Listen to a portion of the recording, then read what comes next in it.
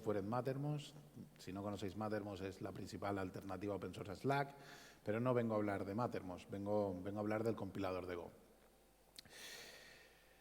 Bueno, yo vivo en Guadalajara y vine a Málaga en avión.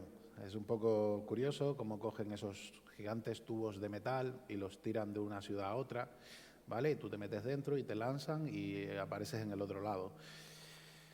Y la verdad es que es un poco increíble, ¿no? Podríamos hablar de aerodinámica, podríamos hablar de suspensión, podríamos hablar de muchas cosas, pero la realidad es que no me lo creo. Para mí es magia, ¿vale? Que un tubo de metal de toneladas de peso vuele por el aire porque se sustenta en el aire, no me lo creo, es magia, ¿vale? ¿Por qué digo esto? Porque cualquier tecnología suficientemente avanzada es indistinguible de la magia. Pero bueno, parece que la magia funcionó, que he llegado y que os puedo hablar del Hola Mundo y de la magia del compilador de Go. Así que bueno, antes de nada quería hacer un pequeño descargo de responsabilidad. Yo no toco el código del compilador de Go, yo no he hecho ningún commit al compilador de Go ni nada por el estilo. Todo esto es a través de mi investigación del código fuente. El compilador de Go es una de las grandes ventajas que tiene, es que es open source y lo puedes investigar, lo puedes leer. Así que aprovechando eso, pues leí el código y hoy vengo a presentaros un poco lo que he aprendido en ese proceso. Bueno, Gopher tan majete va a acompañarnos durante todo el viaje. Esto es nuestro Hola Mundo, es uno de los programas más simples que se puede escribir en Go y vamos a ver cómo este Hola Mundo pasa por todo el compilador. Voy a hablar en concreto de la versión 1.19 del compilador de Go, pero realmente el compilador de Go internamente en lo que voy a hablar yo no cambia de manera drástica de una versión a otra, es raro que cambie. Ha habido cambios, por supuesto, pero no es una cosa que cambie habitualmente. Pero bueno, ¿cómo funciona el compilador de Go? Desde la perspectiva de casi cualquier programador de Go, así es como funciona. Tú tienes tu código de Go, lo metes en un sombrerito, llega un mago maravilloso que te lo convierte en un ejecutable súper rápido, optimizado y maravilloso. ¿Cuál es el problema? Que esto no sé yo si es del todo así. Entonces vamos a ver qué pasa dentro del sombrero. ¿Cómo se pasa de este Hola Mundo a un binario ejecutable súper rápido? Pues para ello vamos a seguir este mapa. No le prestéis mucha atención ahora porque este mapa lo vamos a ver una y otra vez durante la charla. Vamos a situarnos en cada uno de estos puntos. Pero vamos, quiero que tenéis que conozcáis que va a haber que sepáis que va a estar el mapa ahí. Vamos a empezar por el Lexer. El Lexer que en Go, en el código de Go se le llama el escáner. ¿Qué hace el escáner de Go, el Lexer de Go? Va a convertir nuestro código en tokens. Lo que lo va a hacer leyendo un carácter a cada vez. Va a coger un carácter de nuestro código, luego otro, luego otro, luego otro, y cuando encuentra un token, nos devuelve un token. Además, lo hace bajo demanda. Es decir, va a haber algo, que veremos luego, que nos pide un token, entonces empezamos a leer caracteres y cuando encontramos el token, devolvemos el token y esperamos. Cuando nos piden otro token, empiezo de nuevo el proceso. Vamos a ver un ejemplo de esto. Aquí tenemos nuestro Hola Mundo, ¿vale? El Lexer puede empezar a leer el Hola Mundo y lo que va a hacer es empezar a leer carácter a carácter. Carácter a carácter, empieza por la P, la A, la C, la K, la A, la G, la E y llega a un espacio. Y cuando llega al espacio dice, bueno, aquí tengo algo, tengo algo que puedo devolver, pero en este caso parece un identificador, parece una palabra que puede ser un identificador, pero Go tiene una serie de keywords. Así que comprueba, ¿este identificador es en realidad una keyword? ¿Está en mi lista de keywords? Y en este caso sí, ese es la keyword package, con lo cual devuelvo el token package. Perfecto, seguimos. Va a seguir siempre carácter a carácter, pero yo voy a ir un poquito más rápido. En este caso leo los 4 caracteres de golpe, pero el Lexer lee carácter a carácter y ve main. En este caso, main parece también un identificador.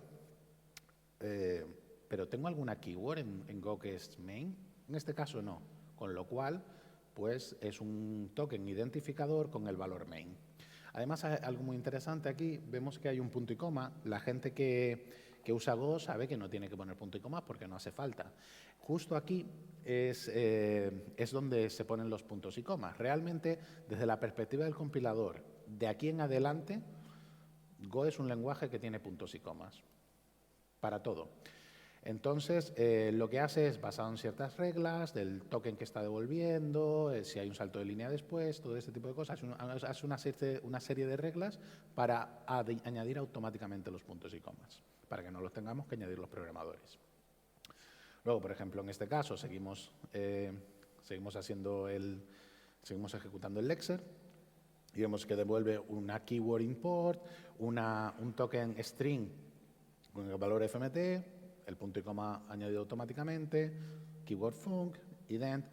Otra cosa interesante es que muchos símbolos, como abrir paréntesis, cerrar paréntesis, son tokens en sí mismos. Y luego, bueno, el resto del fichero. Y lo que tenemos al final es esta lista de tokens. Esa lista de tokens es realmente nuestro código representado de otra manera. Pero sigue siendo nuestro código, sigue siendo simplemente una representación diferente de nuestro código. Pero ¿cómo funciona de verdad esto por dentro? Pues vamos a verlo. Vamos a ver un ejemplo muy simple. Cuando el Lexer empieza a leer caracteres, si en un momento dado está empezando a leer caracteres y lee un carácter punto y coma, eso entiende que es un token semicolón. Con lo cual, devuelve un token semicolón y ya está, con el valor literal punto y coma. Vale, muy sencillito. Ahora, si encuentra un punto, vamos a hacer una cosa un pelín más complicada, que no es complicada, pero bueno. Si encuentro un punto, me va a devolver el token period, ¿vale? Pero ¿qué pasa? Que si el carácter siguiente es otro punto y el siguiente al siguiente es otro punto, voy a consumir esos 2 caracteres, voy a decir, esos 2 caracteres ya los he visto y voy a devolver un elipsis, en vez de devolver un period token.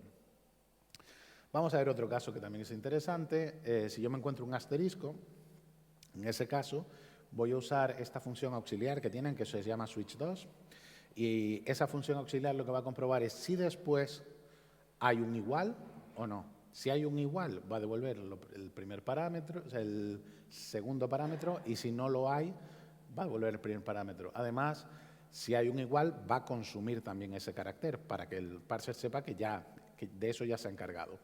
Con lo cual, en este caso, lo que gestionamos es el multiplication o el multiplication and assignment. Vale, y así es como funciona el Lexer. Pasemos al parser.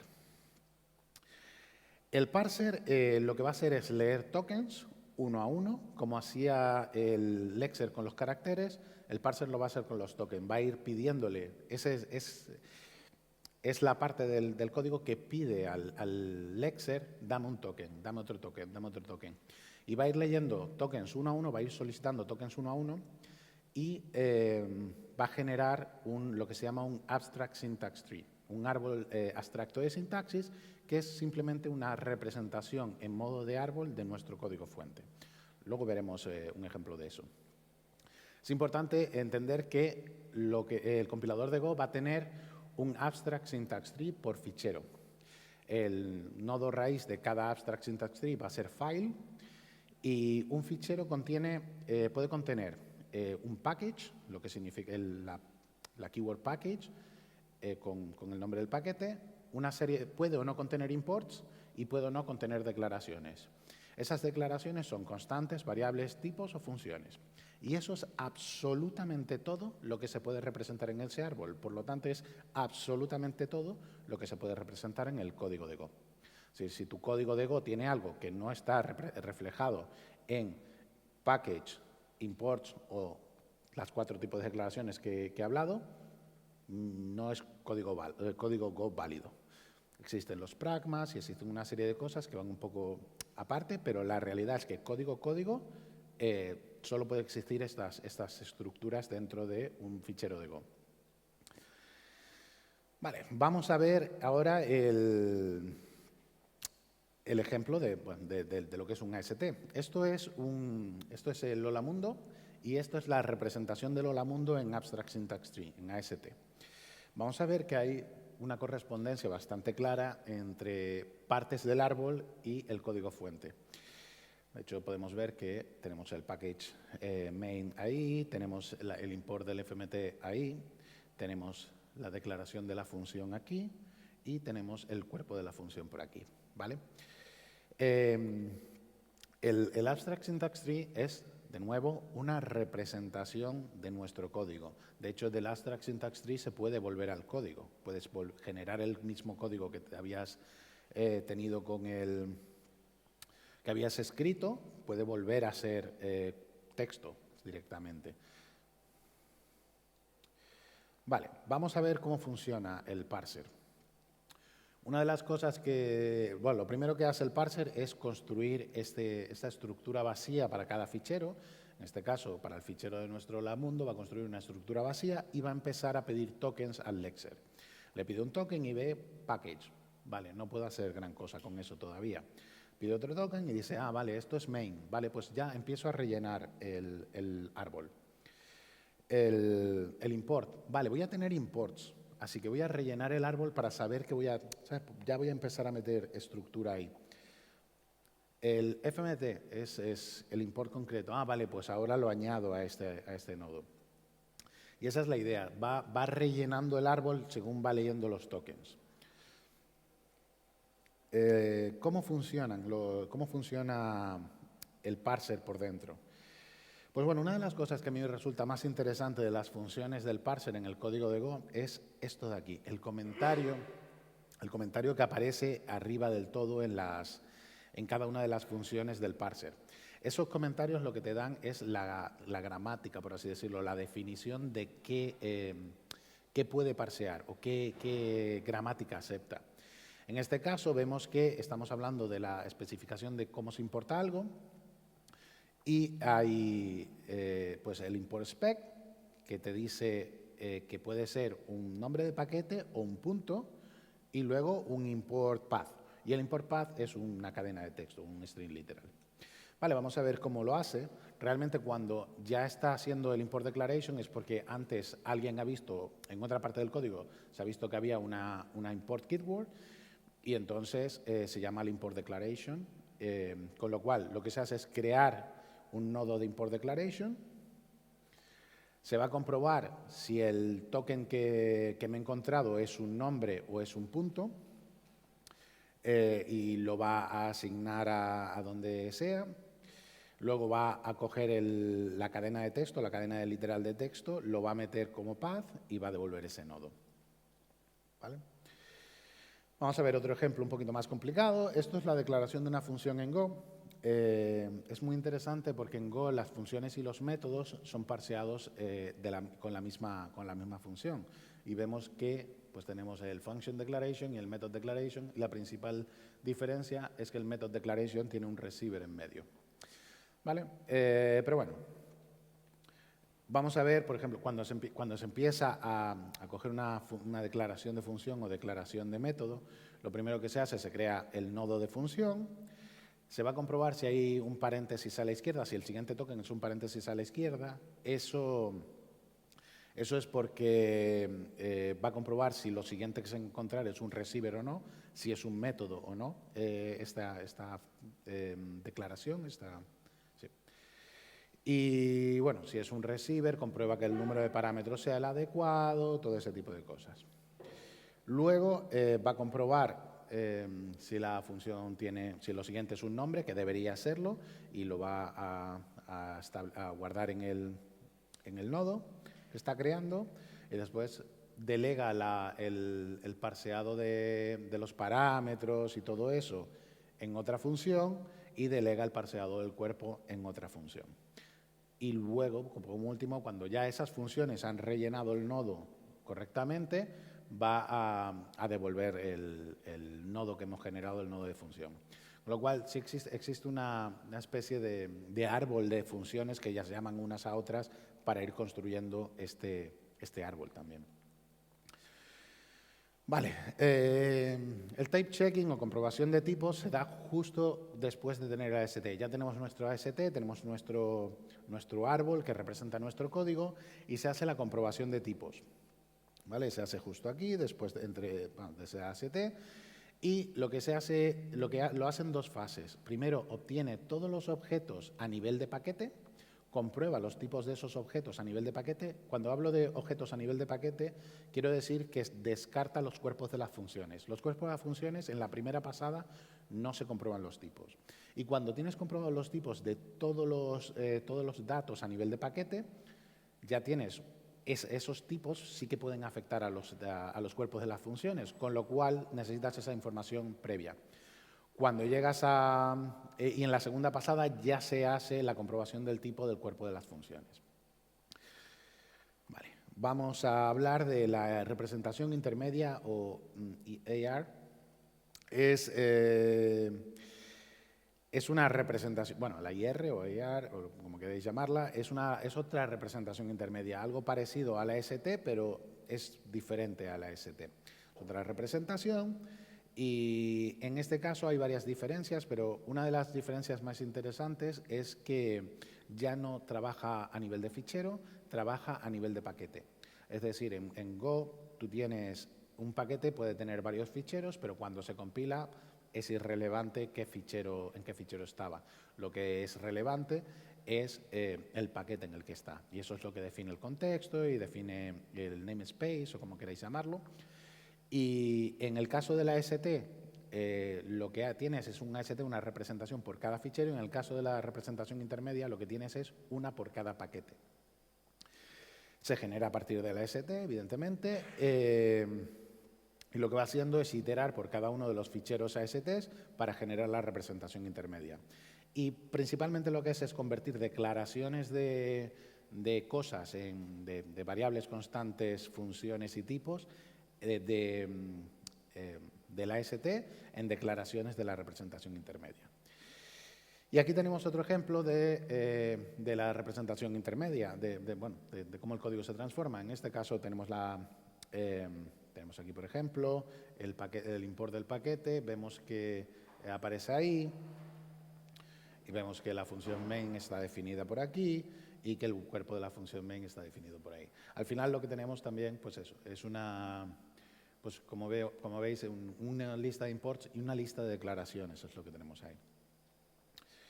Vamos a ver cómo funciona esto. Por ejemplo, cuando se declara una constante o una lista de constantes en AST, va a recorrer esa lista de constantes, va a obtener el valor y el tipo de esa constante, va a establecer el valor de la constante y va a crear una declaración nueva con esa información y la va a añadir a la lista de declaraciones. Otro caso interesante es cuando se declara una función, cuando ve una function declaration en AST, va a coger y crear un nuevo nodo, una nueva declaración en la representación intermedia. Va a comprobar si esa función es una función init, que significa que se va a ejecutar cuando se cargue el módulo, cuando se importe el módulo en cualquier momento, lo va a ejecutar al inicio. Por lo tanto, pues necesita saber si la función se llama init para añadirlo a la lista de inits.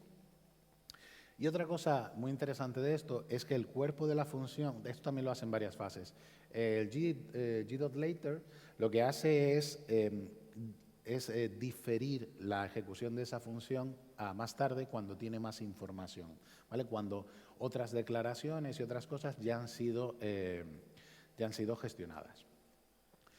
Y aquí lo que hace es gestionar el cuerpo de la función aquí dentro. Entonces vemos que aparte delega la conversión de todas las declaraciones dentro del cuerpo de la función en otra función que es g.funcBody.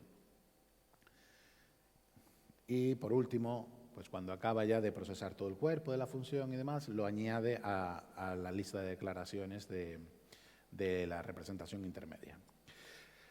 ¿Para qué sirve la representación intermedia? Pues se hacen 4 cosas sobre la representación intermedia que son muy interesantes. Después, bueno, aparte sirve como base para construir la siguiente representación, que todavía nos quedan unas pocas. Bueno, ¿qué hace la representación intermedia? Pues la representación intermedia sirve para varias cosas. Una de ellas hay una pasada de eliminación de código muerto. Código que ya con la representación intermedia sabes que nunca se va a ejecutar. Entonces te puedes cargar parte del código.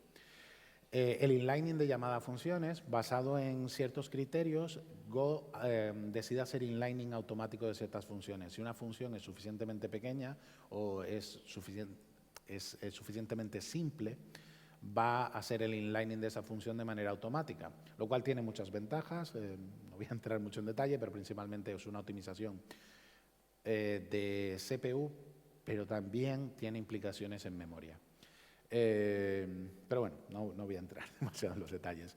De virtualización de funciones, que también es bastante interesante, el compilador de Go en este punto es capaz de detectar que estás llamando a un objeto que cumple con una interfaz, por ejemplo, es decir, tienes una interfaz y estás llamando a un método de la interfaz de un objeto. Y basado en el código puedes saber si ese objeto siempre va a ser de un tipo concreto. Si siempre va a ser de un tipo concreto, puede decir, en vez de llamar a la función de la interfaz en tiempo de ejecución, que tengo que hacer cierto esfuerzo en tiempo de ejecución, lo que voy a hacer es directamente meter en el momento de la compilación la llamada al objeto concreto. Y eso se hace en tiempo de compilación y no requiere tiempo de runtime. Con lo cual, la de virtualización de funciones pues, es una optimización para que nuestros binarios sean un poquito más rápidos. Y también a este punto se hace el análisis de escape. El análisis de escape lo que hace es detectar dónde una variable escapa, por así decirlo, donde una variable pasa a... vale. Cuando tienes una función, tienes un stack, tienes el stack de la función, tienes una memoria que está reservada para tu función. Si tú tienes una variable que necesitas pasar fuera de ese stack, necesitas pasar hacia arriba, hacia funciones que te han llamado, eso es lo que se llama una variable que se escapa del stack, porque cuando la función termina, el stack se elimina o se puede acabar sobreescribiendo, con lo cual no puedes contar con ese bloque de stack. Con lo cual, cuando se hace el análisis de escape, lo que comprueba es que estas variables pueden escapar y por lo tanto ya no pueden guardarse en el stack de la función, tienen que guardarse en el heap. La idea del escape analysis es eso, es detectar qué variables van al heap y qué variables van al stack, y se hace en esta parte de la compilación.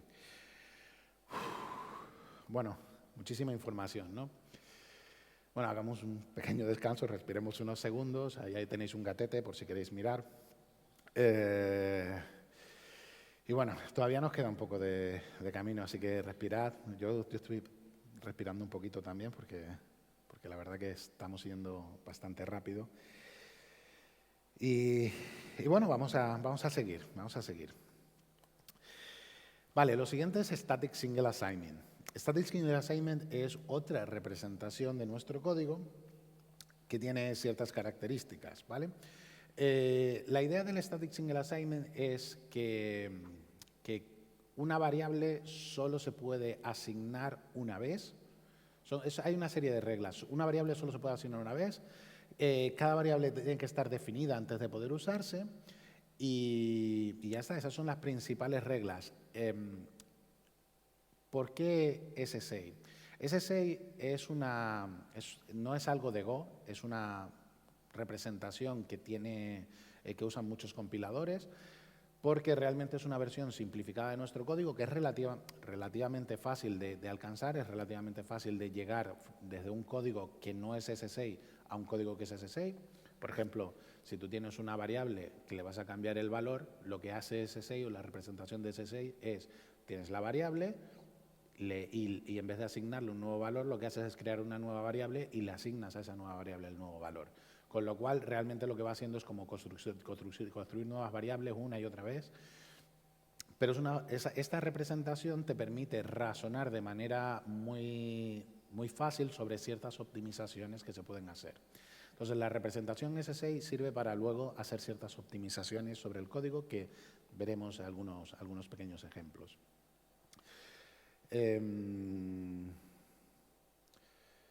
Vale. Otra cosa interesante es que el SSA es por función, ya no es por paquete, ya no es por fichero, ahora es por función. Está basado en dos conceptos que son el concepto de bloques y el concepto de valores. Ahora veremos un ejemplo, pero bueno, veamos un ejemplo. El concepto de bloque es esto. Bueno, esto es nuestro Hola Mundo con la representación SSA de nuestro Hola Mundo. Vemos, esto es un bloque, ¿vale? Un bloque es una serie de valores y termina con una condición o un sitio a donde ir, básicamente. Este bloque, por ejemplo, comprueba si el V20 tiene el valor B2 y si ese es el caso. Bueno, comprueba si el V20 es true y si es así se va al bloque 2 y si no se va al bloque 3, ¿vale? Realmente esa es la idea. Luego algunos bloques son que termina el programa, algunos bloques son que va al siguiente, algunos bloques son que siempre se va a otro bloque. ¿Y qué es un valor? Un valor se compone de un identificador único, como en este caso sería V17, un operador, en este caso sería store, un tipo de dato, en este caso es mem, y una serie de argumentos que dependen del operador, ¿vale? Si os fijáis un poco, ya esto empieza a parecer un poco ensamblador, ¿vale? Empieza ya a tener un colorcito como de esto se puede traducir a ensamblador de manera relativamente fácil. Por supuesto, no es accidental. Esta es la representación del SSA que nos da el compilador, ¿vale? Lo podemos... Abajo a la derecha tengo muchas notas de cómo se ha generado cada una de estas cosas, de en qué ficheros están ciertas cosas, todo ese tipo de cosas. Si queréis luego investigar un poquito más, podéis revisar todas esas notas y hay muchísimo que investigar. Podéis pasar horas con eso. Pero bueno, ese anterior estaba generado con el compilador en sí mismo. Pero hay una biblioteca en la biblioteca estándar de Go que se llama GoSSA, y esa biblioteca nos permite hacer uso de la maquinaria de SSA para nuestros propios intereses. Y entre otras cosas, lo que tiene es una representación un poquito más visual, un poquito más agradable de los bloques que se han creado y todo eso. Aquí podemos ver que esto de aquí es como un poquito más áspero de leer que esto de aquí, ¿vale? Y aquí vemos que, bueno, pues tiene una serie de bloques. Vemos que if T0 go to 2, else go 1. Es como es exactamente lo que está pasando en el bloque 1 aquí, ¿vale? Al final del bloque 1. Bueno, y ese tipo de cosas. Entonces, es una representación más agradable, simplemente. Vamos a ver algunos ejemplos de cómo se genera. En este caso, tengo una lista de statements, por ejemplo, el cuerpo de una función, pues la voy procesando una a una, y en cada statement voy a tener, por ejemplo, pues una declaración, vale, compruebo mi análisis de escape. Escapa, sí, pues entonces voy a tener que hacer voy a tener que solicitar una nueva dirección en el heap. Pues eso lo añade bueno, eso va a generar unos valores en el block. Aquí, por ejemplo, lo mismo, para una variable, pues va a ser lo mismo, a comprobar ciertas cosas y va a generar los valores necesarios en los bloques. Un caso interesante es el del if, por ejemplo. Vemos que si el if tiene una condición constante, va a comprobar si esa condición constante es verdadera o falsa, y si es verdadera, simplemente va a procesar el cuerpo de la función, y si es falsa va a procesar el cuerpo del if, y si es falsa va a procesar el else del if, y ya está, y te devuelve el resultado. Pero si no, va a crear un nuevo bloque, va a crear un nuevo bloque, va a ver si tiene... Bueno, a ver si el body tiene una longitud. Bueno, va a ir construyendo ese bloque con los valores que necesita y con las condiciones, y luego además aquí abajo los va a enlazar a los bloques a donde tienen que ir, al bloque del else, al bloque del body, ese tipo de cosas. Vale. Y por supuesto al final pues añade el bloque a donde corresponda.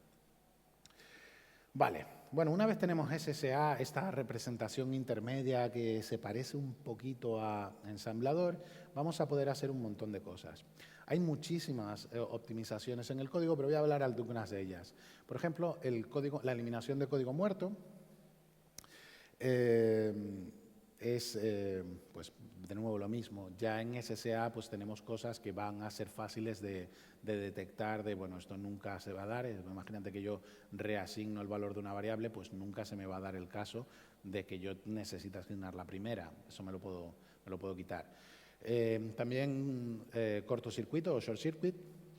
Eso lo que hace es reordenar las condiciones de los condicionales para asegurar, porque en algunos casos es más óptimo, va a ser más fácil cortocircuitar antes. Entonces intenta buscar condiciones que cortocircuiten antes y de esa manera ahorrar algunos ciclos de CPU. Common Subexpression es otra cosa muy interesante. Si tú tienes A igual a B más C más D y en otro lado tienes X igual a B más C más H, B más C es una subexpresión que está en dos sitios, con lo cual no necesito calcularla cada vez. Puedo calcularla una vez anteriormente y luego ya reutilizar el resultado. Entonces, eso es lo que hace Common Subexpression. Y uno de los más interesantes, en mi opinión, es el lower. El lower es el proceso del lowering, es un proceso que se hace en una pasada y lo que hace es convertir este SSA genérico, pseudoensamblador que tenemos en un SSA que ya no es genérico y que depende de tu propia CPU. Después de hacer el lowering, se hacen otra serie de pasadas. Y aparte de eso, hay muchas pasadas que se repiten. Por ejemplo, la de código muerto se repite unas cuantas veces a lo largo del proceso porque ciertas optimizaciones pueden pasar a ser, pueden generar nuevo código muerto. Aparte, el proceso de lowering hace que algunos valores de SSA, algunas pseudoinstrucciones, pasen a ser más específicas de la CPU y entonces se pueden hacer ciertas optimizaciones que no se podían hacer en un código ensamblador genérico. Y bueno, como digo, hay muchas más optimizaciones. SSA es un concepto general y de hecho existen muchas optimizaciones de SSA que no están incluidas en el compilador de Go porque tienen que encontrar un equilibrio entre el tiempo de compilación y el tiempo de ejecución, con lo cual añadir muchas optimizaciones a esto introduciría más lentitud en el compilador y una de las cosas que los desarrolladores de Go apreciamos es la velocidad del compilador. Vale, bueno, también es interesante ver el SSA antes de las pasadas, que es así. Vemos SSA sin optimizar, sin ninguna pasada. Y esto es ese mismo SSA después de las pasadas. Como podéis ver, hay muchísimas menos instrucciones, no hay bloques, no hay condicionales, no hay saltos. Nos hemos quitado un montón de complejidad pues muy rápidamente.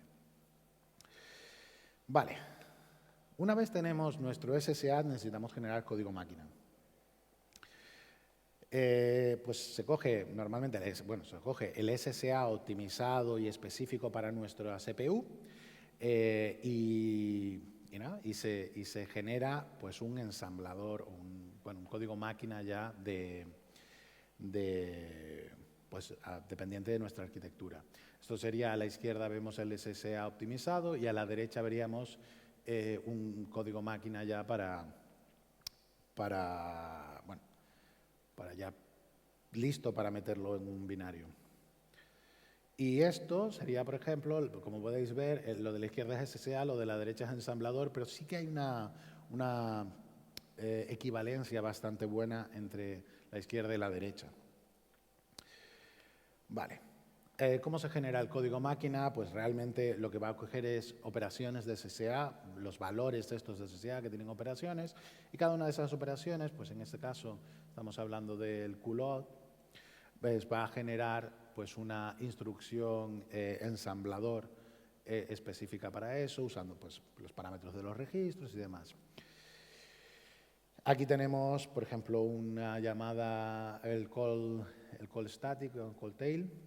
Si es call tail va a delegar en otra función y si no va a delegar en call, y esta función call lo que va a hacer es crear una instrucción de ensamblador de tipo call.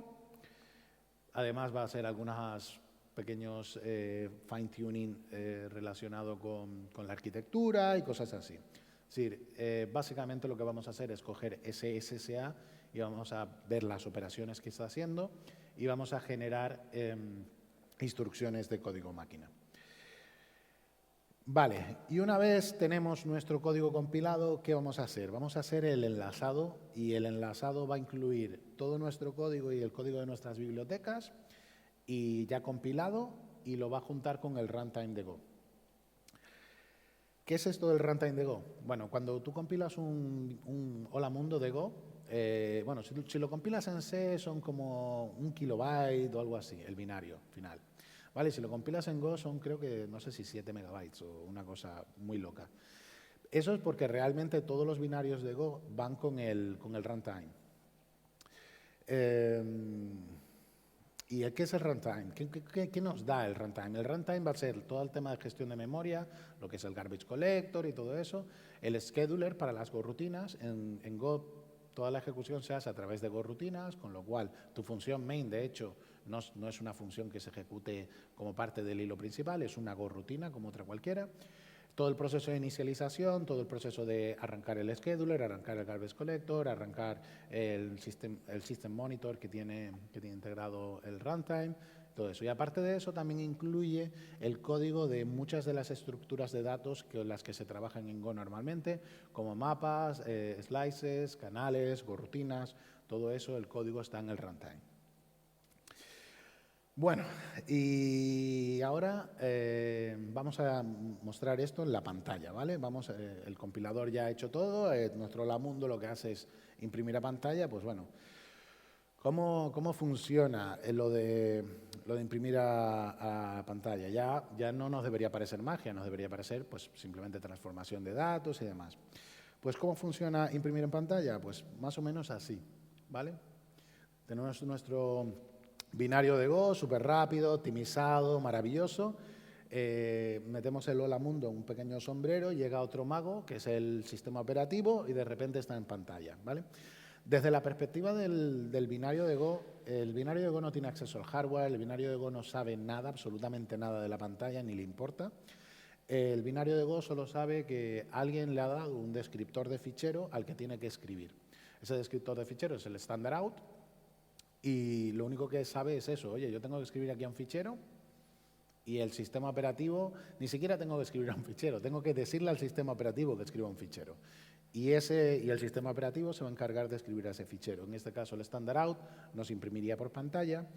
Y bueno, vamos a ver, un ejemplo de ver esto sería usando strace.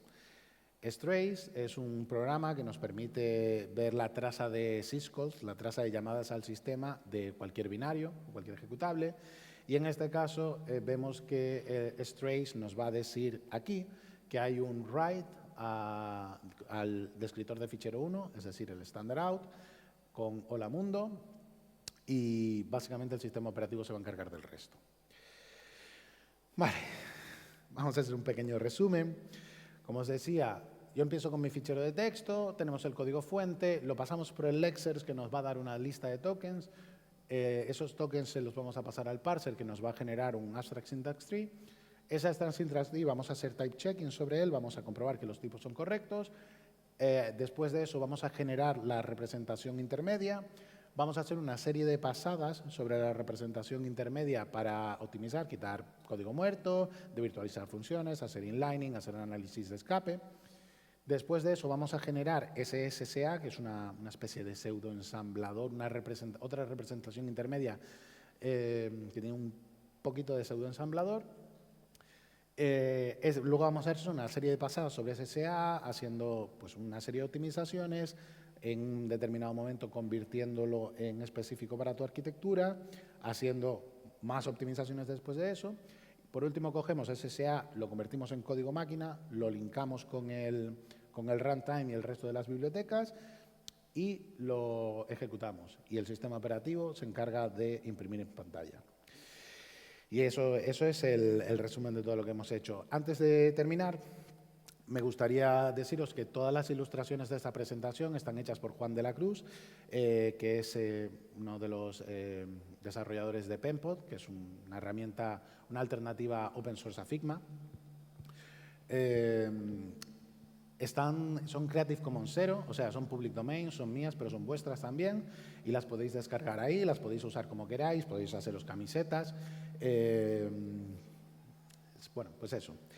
Aparte de eso, también deciros que por parte de Mattermost, mi empresa, han tenido el detalle de hacerme algo de swag específico de la charla, con lo cual, si queréis alguno de estos pegatinas o pines que son bastante chulos, pues os acercáis, me lo decís y demás, y aprovecháis si queréis, me hacéis preguntas sobre el compilador de Go, sobre Mattermost, sobre lo que os dé la gana.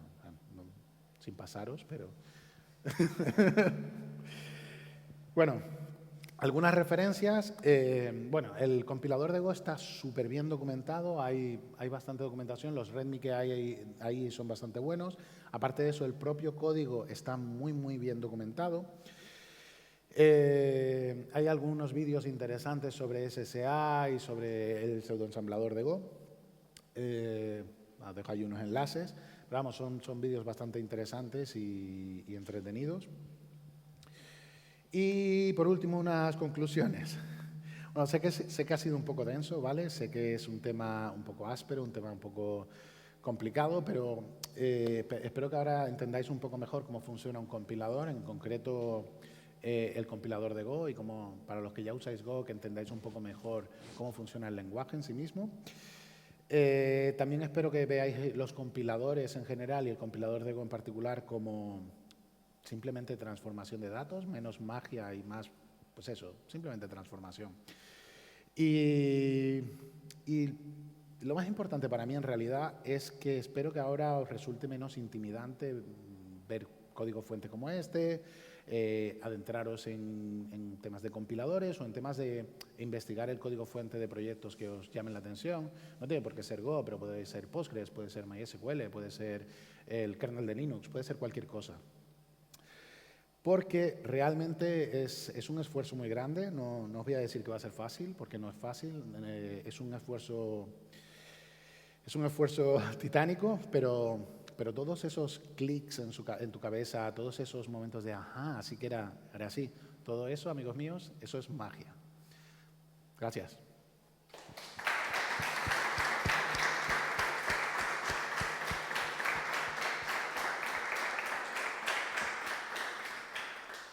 ¿Preguntas? A ver, un segundo que... Un momento.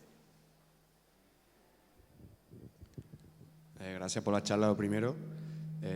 Una preguntilla, no sé si... Se está acoplando un poco.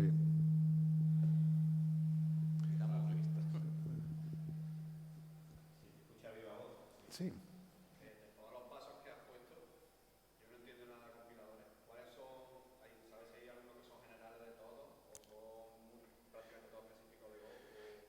Vale, eso es una muy buena pregunta. En realidad, el compilador de Go en general es tecnología bastante aburrida.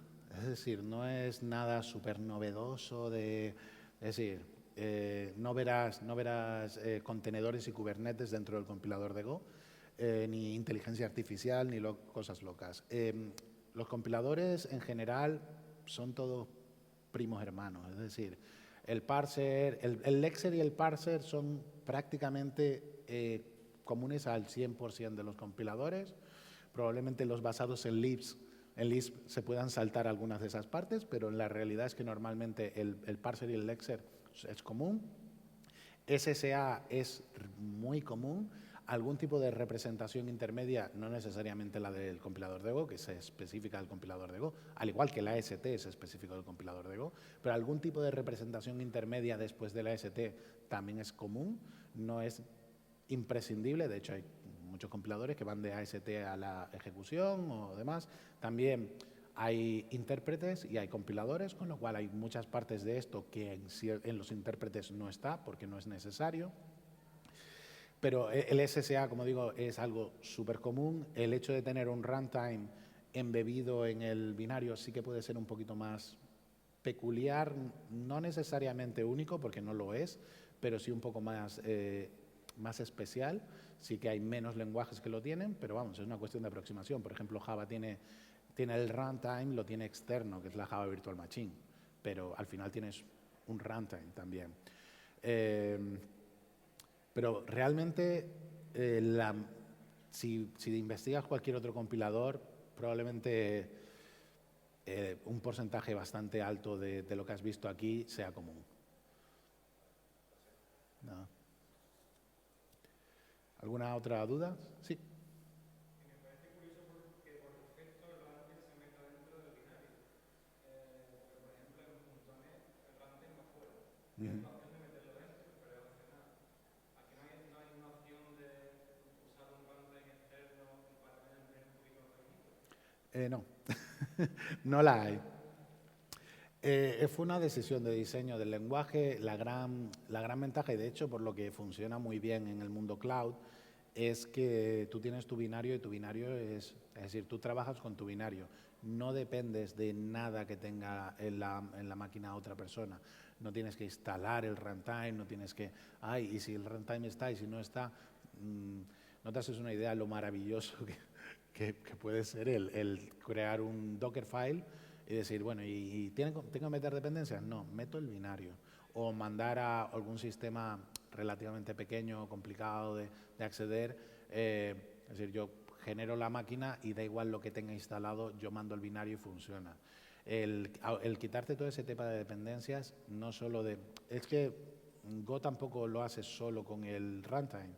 Cuando tú compilas un Go que tiene bibliotecas, las bibliotecas van dentro también. Es decir, todo se compila todo junto y se mete dentro, excepto cuando tienes bibliotecas usando SIGO, que es acceso a bibliotecas de C. En ese caso sí necesitas la biblioteca de C instalada, pero en general, cualquier cosa que sea pure Go, está todo embebido en el mismo binario. Es una decisión de diseño, tiene, como todo, tiene sus trade-offs, tiene ventajas e inconvenientes y, en mi opinión, las ventajas superan a los inconvenientes para los casos de uso que tiene Go. Pero sí, es cierto que hay veces que dices, tú, hostia, 8 megas de binario por esta tontería. Pero bueno, es el precio a pagar. Sí. Usted comentó que en la etapa del lowering es una etapa que ya se basa al código de cada uno de las arquitecturas, ¿no? Mi pregunta es, ¿existe alguna forma de controlar para hacer una optimización un poco más agresiva, dígase usar alguna extensión sin de avanzada de un procesador específico o algo por el estilo? ¿Sí? ¿El compilador de Go tiene este control? No tienes el control desde la perspectiva de usuario hasta donde yo sé. Es decir, el compilador de Go, si ellos deciden añadir una optimización específica de la arquitectura, que las hay y hay no son pocas, pues se hace y ya está. Se añade a las optimizaciones y listo. Pero no tienes la capacidad de hacerlo desde fuera. Si no me equivoco, ahí sí que me pillas un poco que no sabría decírtelo al 100%. ¿Alguna otra duda? Vale, bueno, en cualquier caso, si queréis, ya os digo, si queréis el swag especialito de la charla y pues ya aprovecháis, me pilláis por banda, os lo doy y me preguntáis cualquier duda. En cualquier caso, me podéis encontrar en el stand de Mattermost, que está por ahí. Y bueno, si os queréis acercar a preguntarme lo que sea, o por los pines o las pegatinas, genial. Pues nada, muchas gracias.